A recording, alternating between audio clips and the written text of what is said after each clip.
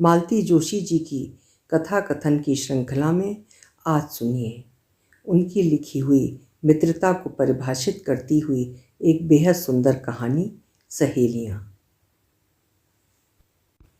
सामान गाड़ी में रखा जा चुका था। बेटा उंगलियों में चाबी घुमाते हुए प्रतीक्षा में खड़ा था। बहू पिछला दरवाजा खोलकर हमारी बाट जोह रही थी।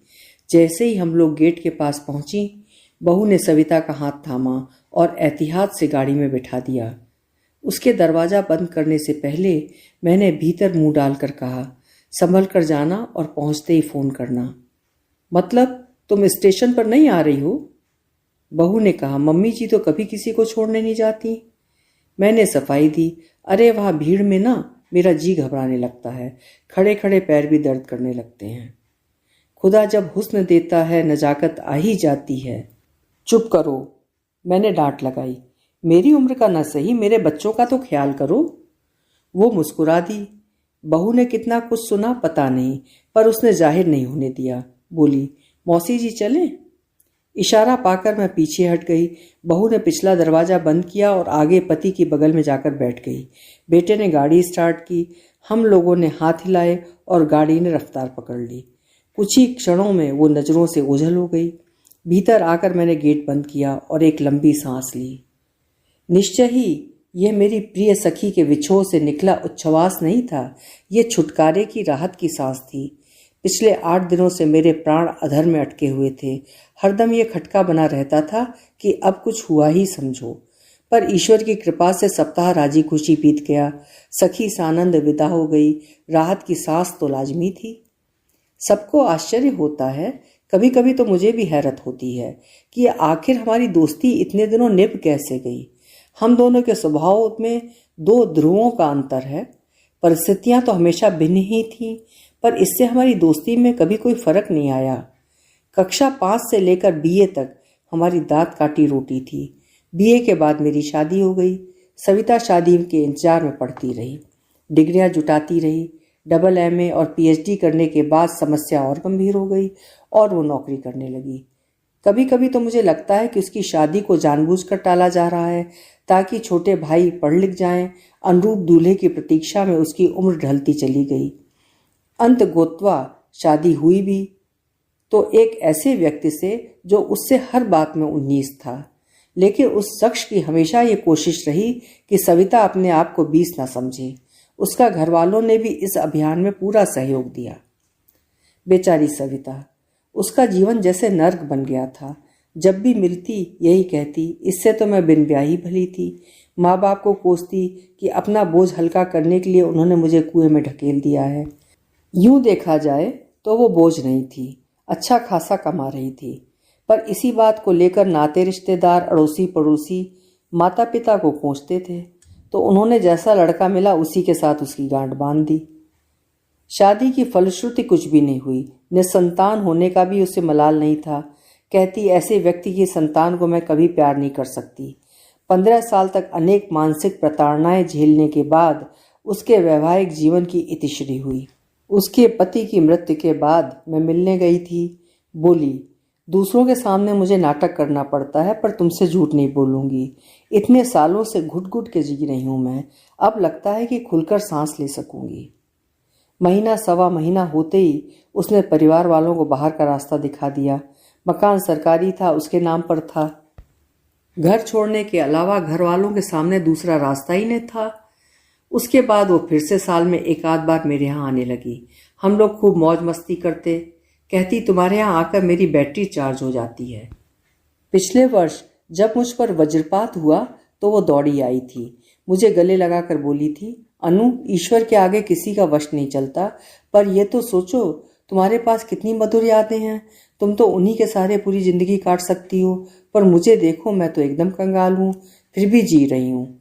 सुनकर मेरा मन भर आया था। दुख की भी कितनी जातियां होती हैं। खुदा जब हुस्न देता है वाला जुमला देर तक मेरे जहन में घूमता रहा। कई बार समझ में नहीं आता है कि वो तारीफ कर रही है, मजाक कर रही है या व्यंग कर रही है। तारीफ करना तो खैर उसकी फितरत में ही नहीं है, व्यंग की संभावना ही ज्यादा नजर आती है। मेरे पास वो अक्सर आकर ठहरती रही है, इसलिए उसकी बातें अब मेरी आदत में शुमार हो चुकी हैं। मुझे उसने कभी क्लीन चिट नहीं दी। मेरी रसोई से लेकर मेरे बगीचे तक सब में वो सैकड़ों खामियां निकालती थी, तरह तरह के सुझाव देती थी। मेरे भृत्यगण भी उसकी आलोचना के शिकार होते थे। उसका स्पष्ट मत था कि मुझे नौकर बरतना नहीं आता। मैंने सबको सिर पर चढ़ा रखा है। मैंने उसका कभी बुरा नहीं माना। मेरे पतिदेव भी उसकी हर बात को बड़े कूलली लेते थे। मुझसे कहते, तुम उसकी बातों पर ध्यान मत दो, वो अपना फ्रस्ट्रेशन निकाल रही है। शुद्ध हिंदी में इसे भड़ास कहते हैं। पति समझदार थे, शायद इसीलिए हम लोगों की दोस्ती इतने सालों तक बरकरार रही। उसे अपने बेटे के पास बुलाने का साहस मैं कभी नहीं करती, पर जब उसने खुद ही आने की पेशकश की तो मेरी अनिच्छा के बावजूद बेटे ने उसे निमंत्रण दे डाला। दरअसल वो एक प्रकार के अपराध बोध से ग्रस्त था। सोचता था माँ को तो ले आया, पर माँ अभी मानसिक रूप से यहाँ सेटल नहीं हो पाई है। शायद सविता मौसी का साथ पाकर मेरा मन बहल जाएगा। उसकी वार्षिक यात्रा का वो बचपन से साक्षी रहा है। उसके आने की खुशी तो थी, पर मैं ही जानती हूँ कि ये 7 दिन मैंने कितनी सांसत में गुजारे थे।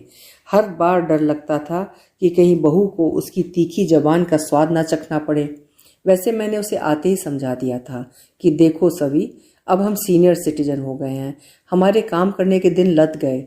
अब तो हमें ठाट से बैठकर रोटी खानी चाहिए। बहू की रसोई में ताक झांक मैं तो नहीं करती हूँ, तुम भी मत करना। अगर कुछ कहना भी है तो मुझसे कहना। मैंने कह तो दिया, पर जो अपनी आदत से लाचार हो भला कभी चुप रह सकता है। उसने दूसरे ही दिन से आलोचना पर्व शुरू कर दिया, पर मेरी एक बात रख ली, जो कुछ कहना चाहा मुझी से। ये तुम्हारी बहू जिम क्यों जाती है? उससे कहो झाड़ू पोछा किया करे, फिट रहेगी। घर में वॉशिंग मशीन है, फिर बाइक इसलिए लगा रखी है। तुम्हारी बहू में जरा भी अकल नहीं, बेटी को ड्राइवर के साथ स्कूल भेज देती है। ये तुम्हारे यहाँ दिन में कितनी बार चाय बनती है, और हर बार सारा अमला पीता है चाय। तुम्हारी रसोई दारिन पलेथन का आटा सीधे करस्तर में पलट देती है, उसे मना क्यों नहीं करती? एक अलग से डिब्बा रखना चाहिए। अचार की बरनी में चम्मच रोज छूट जाता है, तभी तो अचार खराब होता है। तुम्हारा ये छोकरा कालीन पर से ही झाड़ू मार देता है, उससे कहो कालीन उठाकर झाड़ा करे। तुम्हारे यहाँ क्या रोज पहनने वाले कपड़े भी प्रेस होते हैं? कमाल है। मुझे अक्सर डर लगा रहता कि कहीं बहू उसकी बातें न सुन ले। एक दिन मैंने कह दिया, सभी, अब मेरी इनिंग समाप्त हो चुकी है, ये बहू की गृहस्थी है, मैं उसके निजाम में दखल नहीं देती। कुछ देर चुप रही, फिर बोली, पप्पू ठीक ही कहता है। पप्पू कौन? तुम्हारा भाई? हाँ, वो कहता है अच्छा हुआ ईश्वर ने तुम्हें बच्चे नहीं दिए, तुम्हारी बहू से एक दिन भी नहीं पटती। ये बात मेरे मन में भी कई बार उठी थी, पर इतनी निर्ममता से उसके मुंह पर कहने का साहस मैं नहीं जुटा पाई थी। बल्कि मुझे तो लगता है कि एक आध बच्चा होता तो अच्छा होता, उसके स्वभाव में थोड़ा लोच आ जाता। यूं तो शादी ही मनुष्य को लचीला बना देती है। सविता की शादी इतनी देर से हुई कि उसका अक्खड़पन हठ धर्मिता में बदल गया। निसंतान होने की कुंठा ने उसके मन में कड़वाहट भर दी, जो बात बात में बाहर आ जाती है। उस दिन हम लोग मॉल घूम कर आए थे। घूमने की आदत एकदम छूट गई थी, तो पैरों में बहुत दर्द हो रहा था। खाना हम लोग बाहर ही खाकर आए थे, इसलिए कपड़े बदलते ही मैं पैरों की मालिश करने बैठ गई। तभी बेटा कमरे में आया। माँ, हम लोग पैरों में दर्द हो रहा है? नहीं तो, मैंने बाम की शीशी छुपाते हुए कहा। फिर बाम क्यों लगा रही हो?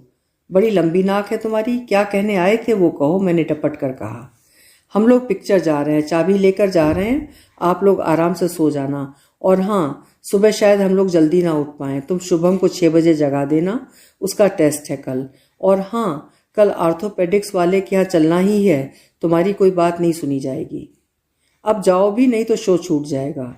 उनके जाते ही सविता ने कहा, अभी तो इतना घूम कर आए हैं, फिर पिक्चर? ये लोग यंग हैं सविता, हमारी तरह बूढ़े नहीं हैं। और ये शुभम कौन है? मेरा पोता। तुम नामकरण पर आई तो थी? हाँ आई थी, पर वो तो कोटा में है ना। हाँ, IIT एंट्रेंस की कोचिंग ले रहा है। तो तुम उसे कैसे जगाओगी? फोन से, और कैसे? बलिहारी है, उसने करम ठोकते हुए कहा। ऐसी अमीरी कभी ना देखी ना सुनी। मैंने कहा, सविता, अपने को क्या फर्क पड़ता है, फोन का बिल उन्हें भरना है। एक बार में नहीं उठेगा तो 4 बार फोन करूंगी, नो प्रॉब्लम। फिर बात का रुख बदलने के लिए मैंने कहा, मैं इतना छुपकर बाम लगा रही थी पर देखा राजू ने सूंघी लिया। भाग्यवान हो, यहाँ तो मर भी जाएंगे तो किसी को पता नहीं चलेगा, लाश सड़ने लगेगी तब दरवाज़ा तोड़ा जाएगा। और इसके बाद उसने वही घटना सुनाई जो 2 दिन पहले सुना चुकी थी। एक रात बाथरूम से निकली तो अपने ही गीले पैरों से फिसल कर गिर पड़ी थी। 3 घंटे वहीं पड़ी रही थी। फिर हिम्मत करके पड़ोस में फ़ोन किया था। उनके पास घर की डुप्लीकेट चाबी थी। ये अच्छा रहा कि तब तक दरवाज़ा भीतर से बोल्ट नहीं किया था। दूध की थैली, कचरे की बाल्टी वगैरह रखने के बाद ही दरवाज़ा बोल्ट करती थी। ये किस्सा सुनकर बहू ने कहा था, मौसी जी आप रात के लिए एक आया रख लीजिए। आजकल तो हर शहर में एजेंसी होती है, वो ट्रेंड दाइयाँ सप्लाई करती हैं। उनका रेट जानती हो? सविता ने कहा। 100 रुपया रोज लेती हैं। इतना किसके पास है? तो एक मोबाइल ले लीजिए, इमरजेंसी में बहुत काम आता है। ये सब अमीरों के चोचले हैं, कहकर सविता ने सुझाव को भी खारिज कर दिया। बहू ने लेकिन ये बात ध्यान रख ली। उसने अपनी ओर से एक मोबाइल उन्हें भेंट किया, जरूरी फंक्शन समझा दिए, खास खास नंबर फीड कर दिए और कहा कि अगर कुछ परेशानी हो तो आस पड़ोस के किसी लड़के से मदद ले लीजिएगा। आजकल तो बच्चा बच्चा फ़ोन ऑपरेट कर लेता है और बैलेंस ख़त्म होने लगे तो मुझे फ़ोन कर दीजिएगा। इस बार ये किस्सा सुनकर मैंने कहा, तुम एक पेइंग गेस्ट क्यों नहीं रख लेती? आजकल तो लड़कियां बाहर से पढ़ने के लिए, नौकरी के लिए आती ही रहती हैं। उन्हें भी अच्छी फैमिली की तलाश रहती है। आसपास पता लगाओ, कोई भी मिल जाएगी। वो भी करके देख लिया और भाई से हमेशा के लिए संबंध खराब हो गए। कैसे? उनकी साली आई थी किसी ट्रेनिंग के लिए, 3 महीने की बात थी, मैंने रख लिया। घर की लड़की थी, पैसे लेने का तो कोई सवाल ही नहीं था। पर सच कहती हूँ 3 महीने में पगला गई मैं। क्यों? अरे रात रात भर टीवी देखती थी, सुबह 10 बजे तक सोती थी, बाथरूम में घुस जाती, घंटे भर तक निकलती ही नहीं थी। इतना पानी बहाती थी कि क्या बताऊं। खुद का बिस्तर भी नहीं लगाती थी। चाय पीकर कप प्लेट वहीं छोड़ देती थी। खाना खाकर थाली वहीं सरका देती थी, जैसे मैं कोई नौकरानी हूं। कई बार यह होता कि मैं खाना लेकर बैठी रहती और महारानी रात 10 बजे आकर कहती कि वो तो बाहर से खाना खाकर आई हैं। एक फ़ोन तक करने की जहमत नहीं उठाती थी वो। जब मैंने उसकी शिकायत करनी चाहिए तो पता चला मेरे खिलाफ ढेरों शिकायतें पहले से दर्ज हैं। भाई भौजाई दोनों ने कह दिया कि अच्छा हुआ भगवान ने आपको बच्चे नहीं दिए, आप में जरा भी सब्र नहीं है। मेरे लिए तो गुनाह बेलज्जत वाली बात हो गई। पैसा तो मिला नहीं, बुराई और गले पड़ गई। मैंने बहुत पहले तुमसे कहा था एक बच्चा गोद ले लेती तो आज कितना सहारा हो जाता। क्या पता सहारा होता कि मुसीबत होता। अपने आसपास देखती हूँ ना, पेट जाए बच्चों का तो भरोसा नहीं रहा। तुम एक भाग्यशाली अपवाद हो तो बात छोड़ दो, पर जमाने में यही हो रहा है। बच्चे सगे माँ बाप को पूछते नहीं। वो किराए की संतान मुझे क्या सहारा देती? वैसे भी जब बच्चे पालने की उम्र थी तब सास ने बाहर से बच्चा लेने नहीं दिया। बोली घर में इतने बच्चे तो हैं, इन्हीं में से एक ले ले। तो ले लेती ना, किसे लेती? एक का बच्चा लेती तो 4 के मुंह फूल जाते। सबके सब तो घात लगाए बैठे थे जैसे कोई हमारे पास करोड़ों की जायदाद हो। उसकी बात सुनकर मैं सोच में पड़ गई। मेरे पास कोई जवाब ही नहीं था। मुझे यूं विचारमग्न देखकर वो हंसती। मेरी फिक्र मत कर यार, अपने राम तो अकेले ही अच्छे हैं, नो प्रॉब्लम। बच्चे जब स्टेशन से लौटे तो मैं सोफे पर ही ध्यानमग्न बैठी मिली। अरे माँ, आप यहाँ क्यों बैठी हो? आज टीवी भी नहीं लगाया? मन ही नहीं हुआ। अच्छा उसे ठीक से बैठा दिया ना, जगह अच्छे से मिल गई थी ना? कैसी बात करती हो माँ, रिजर्वेशन था तो जगह मिलनी ही थी। ये तो मैं भी जानती हूँ, पर एक आदत है ना टेंशन लेने की। बेटा तो कपड़े बदलने चला गया।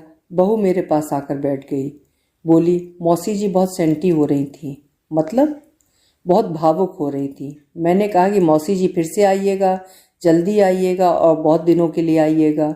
तो बोली, जरूर आऊँगी बेटा, इतने प्यार से मुझे बुलाने वाले लोग ही कितने हैं। इन्होंने कहा, मौसी अपना ख्याल रखना। तो बोली, बेटा मैं तो बड़ी सख्त जान हूँ, आंधी पानी धूल धक्कड़ सब सह जाती हूँ, पर तुम अपनी माँ का ख्याल रखना। तुम्हारे पिता ने उसे फूल की तरह सहेजा, उसे जरा भी कष्ट मत होने देना। सुनकर मन कैसा तो हो आया। मैंने कहा, शुचिता तुम हमेशा कहती हो ना कि इतने विपरीत स्वभाव के बावजूद आपकी दोस्ती कैसे है, तो ये तुम्हारे प्रश्न का उत्तर है। तुमने नारियल देखा है ना, उसके कठोर कवच को, भीतर कितनी मिठास निकलती है। बस यही समझ लो कि उस खुरदुरे आवरण के नीचे भी एक प्यार भरा दिल धड़कता है। प्यार की भी कई जातियां होती हैं। अभी आपने सुना मालती जोशी जी की लिखी हुई एक छोटी लेकिन बेहद सुंदर कहानी सहेलियां। स्वर दिया था मैंने, यानी सीमा सिंह।